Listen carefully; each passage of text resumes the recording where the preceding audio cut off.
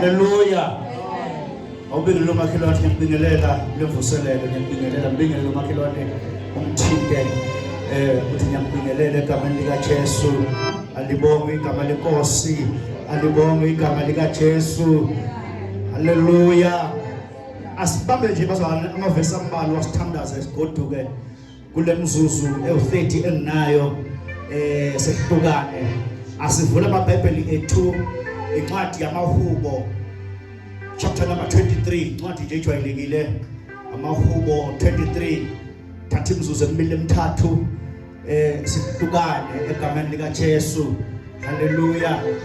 Ayibonge inkosi khona ke bekufanele abe la wangena amanzi emadolweni. Amen.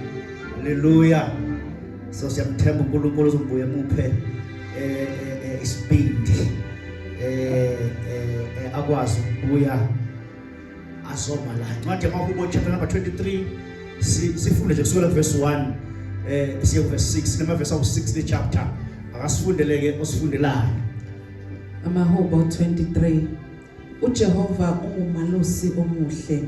Verse 1 uJehova ungumalusi wami angiyikweswela. Uyangilalisa emadlelweni aluhlaza, uyangiyisa ngasemanzini okuphumula. Ubuyisa umphefumulo wami, uyangihola ezindleleni zokulunga ngenxa yegama lakhe. Noma ngihamba esigodini sethunzi lokufa, angesabi okubi, ngokuba wena unami. Intonga yakho nodondolo lwakho ziyangiduduza. Ulungisa itafula phambi kwami ebusweni bezitha zami. Ugcoba ikhanda lami ngamafutha, indebe yami iyachichima. Impela okuhle nomusa kuyangilandela imihla yonke yokuphila kwami. Ngiyakuhlala endlini kaJehova kuze kube phakade. Amen. Ngiyacela bazalwane ukuthi ngingavuthi ngesixoxele indaba ihubo leli lika Davide babumachi umbhalo waleli hubo uDavide. Incwadi yamahubo bazalwane incwadi ekuyona incwadi ende kunazo zonke eBhayibhelini. Inama chapters awu 150, incwadi nama chapters awu 150. Futhi incwadi yamahubo ehlukene amaqoqo esingathi ayisihlanu, 5 divisions ihlukaniswe yaba nama divisions ayisihlanu.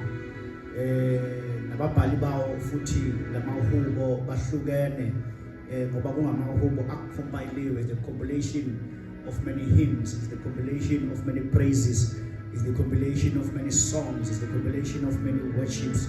Nababhali abahlukene akhona amanye adekeze uDavide nje eyedwa ucompile awu 73 nyamazwi cishe mhlawumbe half wencwadi yamahubo abhekiswe noma abhalwe uyena uDavide. Kube khona amanye abhalwe uMoses, kube khona amanye abhalwe amadodana kaKhora, kube khona amanye abhalwe Asaf. Babhala nje lamahubo ngokwehlukahlukana kwabo. Alibonge igama lika Jesu. Kodwa ngithanda sibheke leli hubo elilapha kuverse elilapha ku chapter number 23. iBhayibheli lithi ihubo elika Davide, umbhali walo uDavide. Alibonge igama lika Jesu. uDavide uma ngabe ezobhala leli hubo